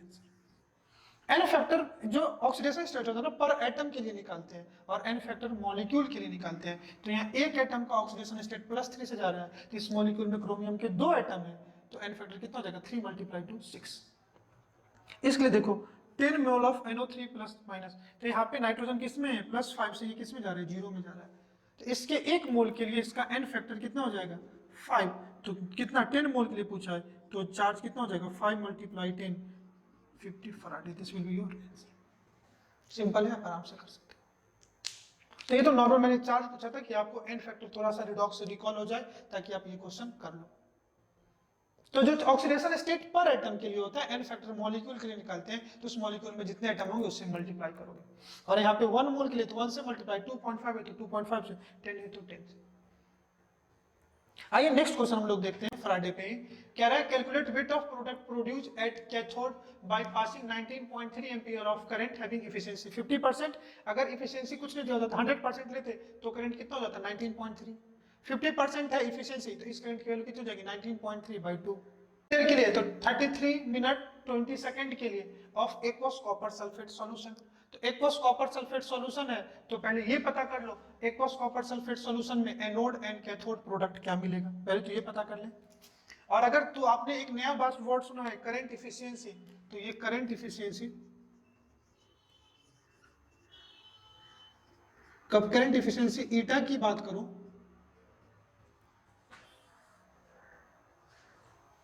तो ये जो होता है ये होता है I actual current actual upon current given multiply 100। ये करंट इफिशियंसी आप ऐसे करंट में पढ़ोगे फिजिक्स 12 में, अभी उससे मतलब नहीं है। पहले अपना को ये पता कर ले CuSO4 एक्वस है, तो यहाँ पे Cu+2 आयन मिलेगा और H+ आयन कैथोड के लिए। एनोड के लिए बात कर लें तो OH- and SO4-2। तो ऑक्सीडेशन ये जो हमने लिखा ये एनोड के लिए लिखा, ये जो हमने लिखा ये कैथोड के लिए।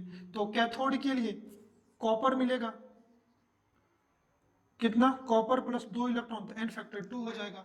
और यहाँ कितना मिलेगा, ऑक्सीजन मिलेगा, और इसका भी एन फैक्टर कितना है 2, O2 है तो कितना हो जाएगा एन फैक्टर 4 ऑक्सीजन के लिए। तो हम लोग जानते हैं, तो पूछा एनोड एंड कैथोड प्रोडक्ट का वेट बताओ, ये हम लोगों से पूछा है। तो पहले निकाल दे number of equivalent, number of equivalent is equal to number of Faraday, number of Faraday. तो फराडे कितना हो जाएगा I इंटू टी अपॉन 96500। तो करंट कितना एम्पियर है 19.3 मल्टीप्लाई इफिशियंसी कितना है 50%, तो यहाँ पे 50% निकाल दो, I गिवन कर दो, मल्टीप्लाई बाय 100 करोगे तो ये कितना आ जाएगा 1/2। तो ये क्या हो गया I। टाइम कितना है, तो टाइम है 30, इस टाइम को देख लो, ऐसा रिकॉल करोगे तो देखो ये 33 मिनट्स 20 सेकेंड है। तो 33 मिनट्स को पहले किसमें लाना पड़ेगा सेकेंड में, तो कितना हो जाएगा 33 मल्टीप्लाई 60 प्लस 20। अब ये पूरा किसमें आ गया सेकेंड में, मल्टीप्लाई करोगे 6 3 जा 18, 6 3 जा 18, कैरी 1 6 3 जा 18 आ जाएगा 1980 प्लस कितना 20। तो ये सॉल्व करोगे तो ये आ जाएगा 2000 सेकेंड। तो मल्टीप्लाई कितना आ जाएगा 2000 सेकेंड अपॉन 96500, ये जीरो से ये जीरो कैंसिल, तो ये आ जाएगा, ध्यान से देखना 1/2, तो ये आ जाएगा 9.65 मल्टीप्लाई 20 अपॉन 965। जब इससे आप इसको सॉल्व करोगे तो ये 965 से ये 0.01 मल्टीप्लाई आ जाएगा तो ये 0.2 आ जाएगा नंबर ऑफ इक्विवेलेंट। तो नंबर ऑफ इक्विवेलेंट की वैल्यू कितनी आ गई 0.2। अब मुझे चाहिए क्या, वेट चाहिए एनोड एंड कैथोड प्रोडक्ट का। तो कैथोड पे कॉपर मिलेगा और एनोड पे ऑक्सीजन मिलेगा। तो अब होगा क्या at anode number of equivalent of anode product क्या है oxygen, number of equivalent of O2 is equal to number of faraday जिसकी वैल्यू 0.2 है, और नंबर ऑफ इक्विवेलेंट क्या हो जाएगा weight by equivalent weight is equal to number of faraday 2। तो weight is equal to कितना हो जाएगा equivalent weight multiply 0.2। Equivalent weight क्या आ जाएगा molecular weight upon n factor multiply 0/2। तो मॉलिक्यूलर वेट O2 का कितना होता है 32/4 मल्टीप्लाई 0.2। तो जब इसको सॉल्व करोगे तो 1.6 ग्राम। क्लियर है। तो बेसिकली इस फॉर्मूला से देखो तो ये आ क्या गया weight is equal to equivalent weight multiply 0.2। तो सिमिलरली अगर कैथोड के लिए आप निकालोगे, मैं ऊपर निकाल देता हूँ कैथोड के लिए, cathode is equal to number of Faraday 0.2। तो number of equivalent of cathode weight multiply eq weight is equal to 0.2। Equivalent weight क्या हो जाएगा molecular weight by n factor. तो कॉपर का molecular weight 63.5 upon n factor कितना है 2। तो weight is equal to आ जाएगा 63.5 अपॉन 2 मल्टीप्लाई 0.2, तो आ जाएगा 6.35 ग्राम। तो आप डायरेक्टली सॉल्व कर सकते हो। तो दोनों केस में हमने वही फॉर्मूला लगाया, number of equivalent is equal to number of faraday. एक बार फिर से देख लो, एक्वस कॉपर सल्फेट सॉल्यूशन का इलेक्ट्रोलिसिस करा रहे हैं, तो पहले हम लोग क्वालिटेटिव एनालिसिस से पता कर लेंगे एनोड एंड कैथोड प्रोडक्ट क्या है, क्योंकि एन फैक्टर उसी से निकालेंगे। तो यहाँ पे ऑक्सीजन मिल रहा है और यहाँ पे कॉपर मिल रहा है, इसका एन फैक्टर 4, इसका एन फैक्टर 2। करंट एफिशिएंसी 50% थी, तो जो भी करंट पास कर रहे थे आप 19.3 डिवाइडेड बाय 2, तो करंट आपको मिल गया 9.65। तो पहले हम लोग नंबर ऑफ इक्विवेलेंट निकालिए, चार्ज अपॉन 965। चार्ज कैसे? Current into time, current ampere में टाइम सेकंड अपॉन 965, तो आपको नंबर ऑफ फैराडे निकल गया 0.2। तो एक बार number of Faraday number of equivalent of copper के लिए कर दिए, दूसरे बार number of Faraday number of equivalent of oxygen के लिए कर दे। तो अगर number of equivalent of oxygen के लिए किया तो number of equivalent of oxygen को क्या लिखोगे? Weight by equivalent weight. Weight को मल्टीप्लाई कर दिया तो इक्विवेलेंट वेट मल्टीप्लाइड फैराडे 0.2 था। इक्विवेलेंट वेट को क्या लिख सकते हो? Molecular weight by n factor. Molecular weight oxygen का 32, एन फैक्टर 4, तो ये कितना आ गया? 32/4, 8 मल्टीप्लाई 0.2, 1.6 ग्राम। सेम कॉपर के लिए करेंगे तो molecular weight 63.5 upon n factor 2 multiply 0.2, तो 6.34 gram. That will be your answer, that will be your answer. तो आइए हम लोग देखते हैं फैराडे का सेकंड लॉ क्या था, जो काफी छोटा है, उतना लेंदी है नहीं, और हम लोग आज का लेक्चर कंप्लीट करते हैं। Second of electrolysis first law पे बेस्ड है। कह रहा अगर एक से ज्यादा सेल सीरीज में कनेक्टेड है, if more than one cell are connected in series, लिखना if more than one cell are connected in series, that is same current is pass through all cell, में क्या होगा? ये बैटरी का positive terminal तो ये negative, तो ये पॉजिटिव होगा तो ये नेगेटिव, ये अगर एनोड है तो ये कैथोड होगा। इसको इससे कनेक्ट कर दो, इससे इसको कनेक्ट कर दो। ये बैटरी का नेगेटिव टर्मिनल, तो ये नेगेटिव होगा तो ये पॉजिटिव, ये नेगेटिव तो ये पॉजिटिव। तो ये एनोड है तो ये क्या है? कैथोड। ये एनोड, ये कैथोड, ये एनोड, ये कैथोड। सब इलेक्ट्रोलाइटिक सेल में अगर अलग अलग में इलेक्ट्रोलाइट्स लेता हूं, यहां पे ले लो aqueous CuSO4 AgNO3 NaCl। तो if more than one cell are connected in series, all the cell are connected in series, what does it mean? Same current will pass in each electrolyte। सारे series है, that means current क्या होगा? Same current होगा। और अगर series में है तो टाइम में सबके लिए क्या हो जाएगा? सेम। तो क्या हो जाएगा? Same time. तो if current and time are same, that means equal charge flow through all the electrolyte, that is equal charge flow through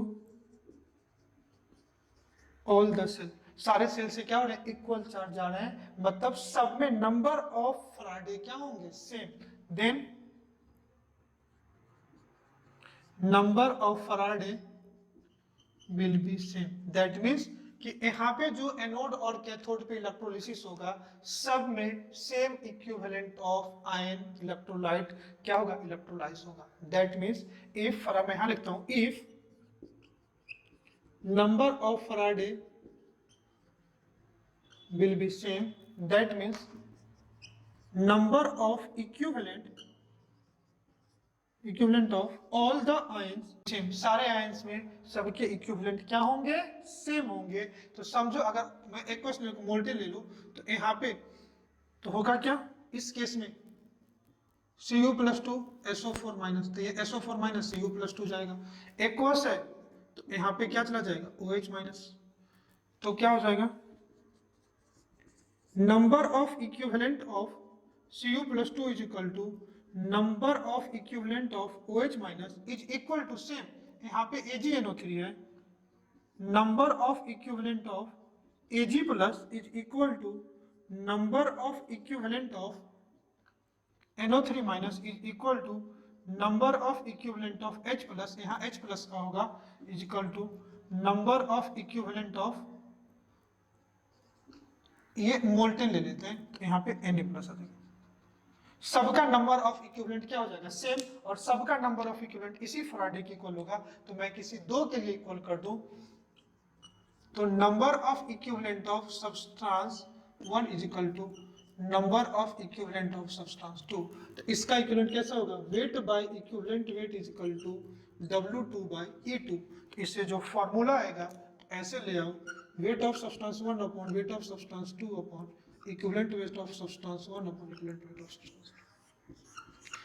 simple आप कहोगे सेकंड लॉ में बेसिकली आपने सब पढ़ाया क्या, तो मैंने कहा if more than one cell are connected in series, series का मतलब ही होगा कि सारे सेल में सेम करंट पास कराओगे और सेम टाइम के लिए कराओगे तो सब में सेम चार्ज पास करा रहे हो. That means if more than one cell are connected in series, that means number of Faraday of each cell will be equal. That means number of equivalent of all the electrolytes which are oxidized and reduced at all respective anode and cathode will be equal. सब cell का जो यहाँ पे जितने equivalent of hydroxide and oxidized होंगे उतने ही equivalent of copper ion reduce होंगे. यहाँ जितने कॉपर रिड्यूस होंगे उतना ही यहाँ सिल्वर होंगे. मतलब सारे इलेक्ट्रोलाइट्स का नंबर ऑफ इक्विवेलेंट आपस में क्या होगा, सेम. तो कोई भी दो इलेक्ट्रोलाइट्स मैंने ले लिया तो number of equivalents of electrolytes 1 is equal to number of equivalents of electrolyte 2. तो इस इलेक्ट्रोलाइट का इक्विवेलेंट कितना, वेट बाय इक्विवेलेंट वेट. तो weight W1 by E1 equivalent weight of 1 upon weight of substance 2 upon equivalent weight of substance 2. तो मतलब दोनों substance का weight ratio W1 by W2 is equal to दोनों का equivalent weight ratio always क्या हो जाएगा, सेम. ओके, इसमें हम लोग नेक्स्ट क्लास में हम लोग क्वेश्चन करेंगे. तो इलेक्ट्रोलाइटिक सेल और फराडे पे सारे क्वेश्चन आपको सॉल्व होंगे. एक ही की पॉइंट है, एन फैक्टर ध्यान से लगाना, एन फैक्टर ध्यान से लगाना और हमेशा यही फॉर्मूला चलेगा, number of equivalent is equal to number of faraday. हम लोग कई सारे क्वेश्चन करेंगे अगले क्लास में. फिर आगे हम लोग पढ़ेंगे कंडक्टेंस ऑफ द सेल, जिसमें resistance, resistivity, conductance, conductivity, cell constant, molar conductivity, equivalent conductivity, Kohlrausch law हम लोग और पढ़ेंगे. तो हार्डली एक और दो लेक्चर लगेगा. हम लोग 2 लेक्चर में पढ़ेंगे, जल्दीबाजी कुछ है ही नहीं. कई सारे क्वेश्चन करेंगे, कई सारे प्रीवियस ईयर के क्वेश्चन देखेंगे. एज यूजुअल लेक्चर आपको काफी अच्छे से समझ में आया होगा, आप सेटिस्फाइड भी होंगे. आप इसको बार-बार देखिएगा, आराम से नोट्स बनाइएगा, क्या पढ़ा रहा हूं और आज क्लास का क्या की पॉइंट निकल रहा है, आप इस चीज को बार-बार रखिएगा. और जो भी की पॉइंट होता है उसको मैं बॉक्स बना करके लिख देता हूं ताकि आपका प्रिपरेशन अच्छे से हो, आपसे न्यूमेरिकल सॉल्व हो. ये मेरा पहला कंसर्न है. समझ में तो आपको आ ही रहा है, तभी सबसे ज्यादा मुझे सेटिस्फैक्शन फील होगा जब आपसे न्यूमेरिकल अप्रोचिंग कैपेसिटी आपकी बढ़ेगी. एज यूजुअल आप मुझे बताते हैं लेक्चर कैसा लगा, बताइएगा जरूर. Thanks for watching, have a nice day, bye bye and thank you.